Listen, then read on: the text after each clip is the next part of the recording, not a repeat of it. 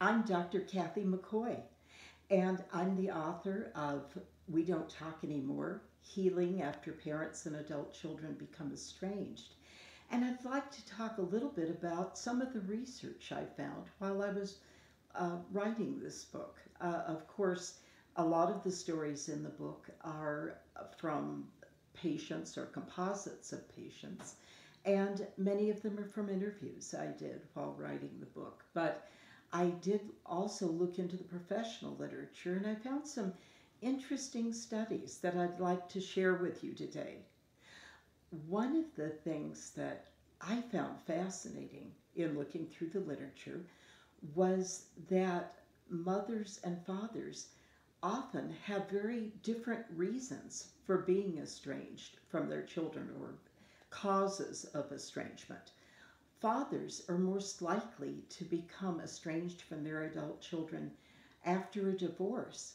Now, the seeds of this estrangement can be sown in a long ago divorce and either growing distance or alienation from their fathers, or it can be in the wake of a gray divorce. And of course, gray divorce is divorce after the age of 50, and quite often the children are adults and they're living independent lives, and yet are very much impacted by both their parents' divorce, and also fathers are more likely to remarry after a gray divorce.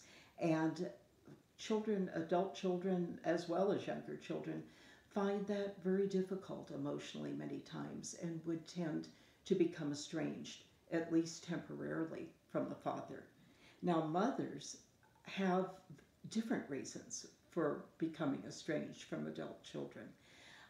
Studies have found that most often mothers become estranged if they have a pattern of continuing demands for closeness that aren't appropriate for the adult child's evolving independent life.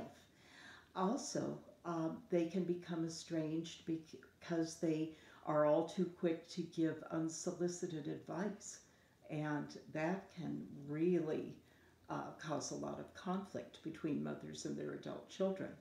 Another very interesting study that I encountered was that by Dr. Megan Gilligan of Iowa State University and her colleagues.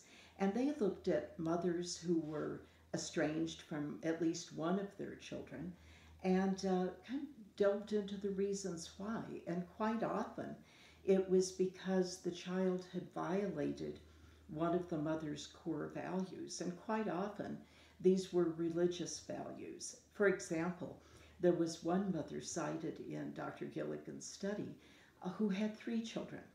And her eldest son, eldest child, was married, had children, was gainfully employed, and had actually a very happy life.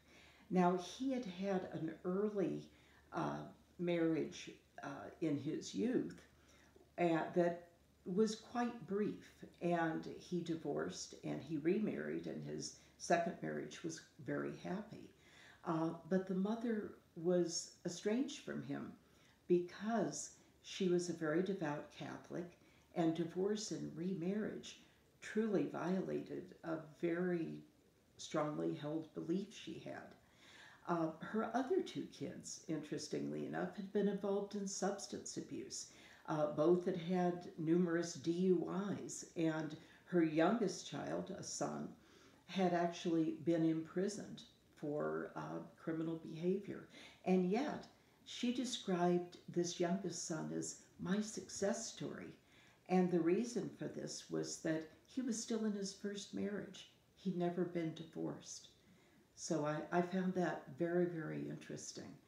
Another finding that I think might be news to some parents is that helping a child financially can be more likely to lead to estrangement than not helping them financially. You would think it would be the other way around, wouldn't you? But quite often, an adult child, even though they may need and ask for financial help, may see this financial help as attempting to control them Parents may feel, quite reasonably, I think, that if they're giving an adult child money, they might be able to have a little more say about the choices that child makes in his or her life. And those feelings can all lead to a great deal of conflict. Also, parents and adult children don't always agree on why they're estranged. Quite sometimes the parents are more likely to attribute the estrangement to an outside factor, like a romantic partner they don't like that their adult child is involved with, or a spouse of an adult child that they feel is divisive. And the adult child, on the other hand, may attribute the estrangement to personal qualities of the parents, saying, my father's too controlling, my mother gives me advice all the time, I can't stand it, or saying, my parents are toxic. And so there's disagreement there. Another study that I found very interesting by Karen Fingerman at Pennsylvania State University was that the best relationships she observed between parents and adult children had some intimacy and some distance.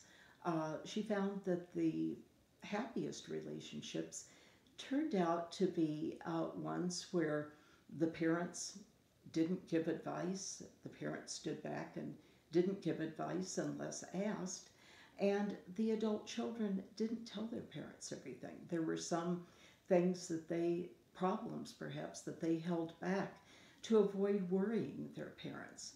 And that seemed to work well for everybody in the study. And, I could go on, but these are just some of the interesting studies I came across while researching We Don't Talk Anymore. And I think it all points out that it's the estrangement and conflict between parents and adult children is very complex. And it's something that we need to look into on a continuing basis with open hearts and open minds to find solutions and ways to heal this very painful problem.